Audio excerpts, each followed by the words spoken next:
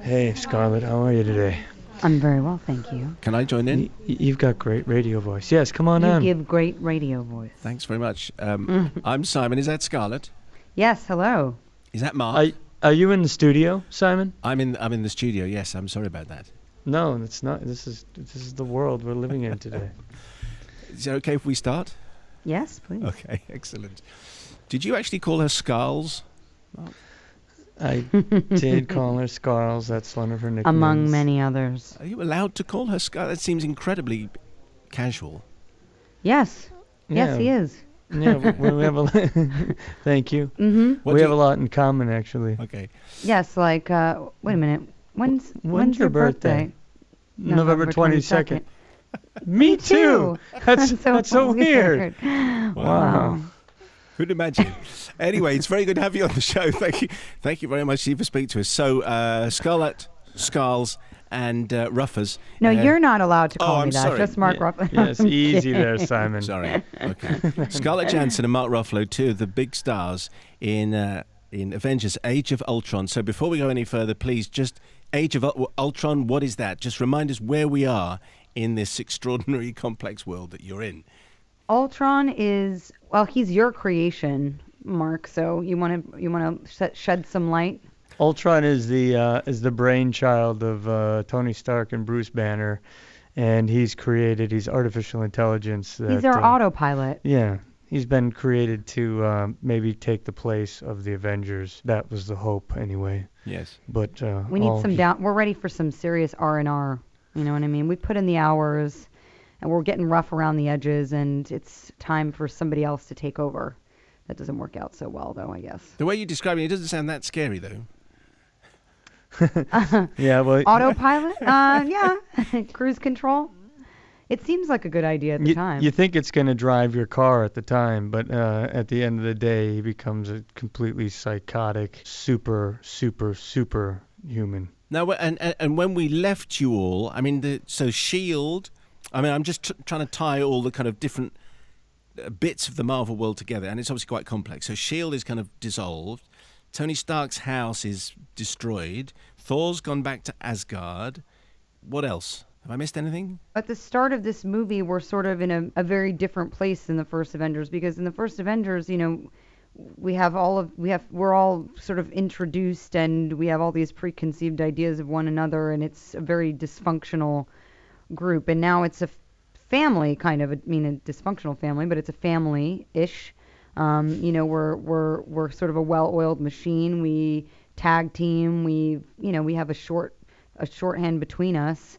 So I'd say, you know, the introductions are over, and now, you know, when you find us in the beginning of Avengers 2, we're in the, you know, the throes of, you know, of a full-blown action sequence. So it doesn't just, you know, pick up where we left off in Avengers. I mean, the time has passed. We acknowledge that the time has passed, and, you know, we acknowledge that the universe is the one that, you know, all the other films have kind of led us to. So it's a continuation, I guess. And Mark, is Bruce Banner more of a joining in type now? I think for the first time in his, you know, in recent history for him, he finds himself in a place that he could call home, around people that I think he could call friends. And so I think for the first time he's kind of feels like he's joining in or part of something, but fate and luck sort of prevent him from realizing that fantasy. But one of the things that a lot of the fans wanted, and they get in this movie, is you and Tony Stark doing science together. You are science bros, and they're going to love that. Yeah, the people really grab onto that. I think that's part of the Marvel charm, is there sort of the science that Marvel sort of plays with and the technology that Marvel plays with. So I think it's the history or the tradition of the culture that they love that stuff. And is there a little bit less of the self-loathing coming through for Bruce Banner? I don't know that that's ever a possibility in entirety, but I do think for the first time he feels relaxed. I think he feels like he has a place in the world, and I think that's allows him to be much looser than we've ever seen him. but I don't know if he really truly loses his shame and complex relationship to the big guy inside. Well, if anyone can sort him out, Scarlett, I would think it would be Black Widow, wouldn't you? It's Natasha's job to. You seem to be getting on quite well. I mean, it's your relationship that's to the fore in this film. Would you say that's fair? I think that these two characters have a surprising amount in common. It didn't seem that way to me at first glance, when Joss said, of course these characters end up together. They're Beauty and the Beast. But even beyond that, are when I started to kind of wrap my head around their relationship and where they both come from, they are products of a very traumatic past, and,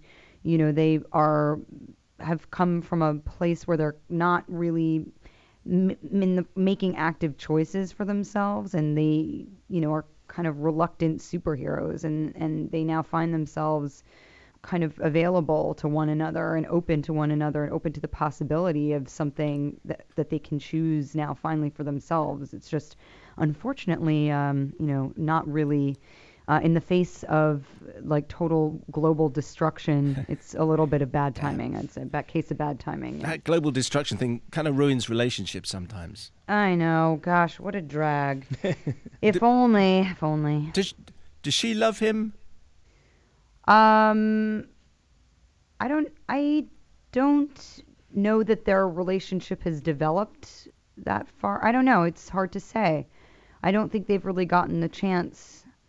I think she feels, she feels she feels a lot for him, and certainly a very deep friendship. But perhaps something more. Perhaps something more? What do you think, Mark? Clearly, she loves him.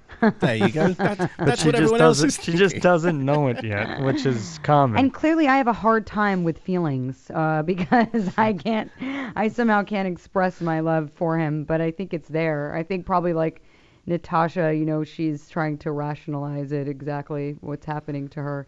I don't think she ever imagined, that there would be space in her life for something like this, and now there finally is, and it's just such a tight fit. Anyway, Mark's right. She clearly loves him, and that's just the way of it. That's Mark, just that. Mark, I just want to ask you about the technical side of it. You're talking about the science in the movie, but the science of making this movie seems to have moved a lot in your favor. And Andy Serkis turns up in this movie, but of course, and he's been on the show many times talking about his Imaginarium and his motion capture. Just explain a bit of what that technology has done to the way you do Hulk.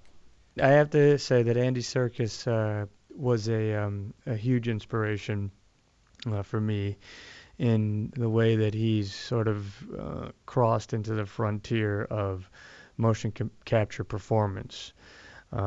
This kind of new collaborative experiment in acting and technology, filmmaking, that allows us to be anything that's imaginable. But his Imaginarium is very well and aptly named Imaginarium because it takes so much of your imagination.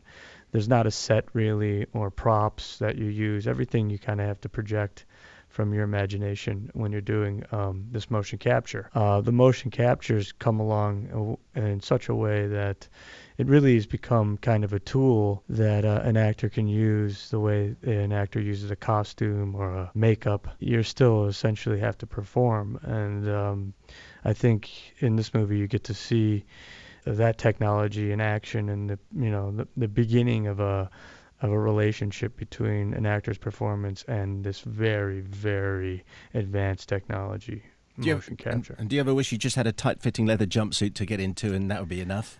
That would have been cool. I've often had costume envy on this movie, especially when I'm wearing my motion capture suit, which I call the man-canceling suit. We have to leave it there, but we appreciate your time. Mark and Scarlett, thank you very much indeed. All the best for November 22nd. Thank you. Thank you. Wait a minute. What's on November? That's my birthday. That's my birthday too. That's so weird. Wow. Wow. Thanks, Scarlett. Thank you, Mark. See ya. Thank you.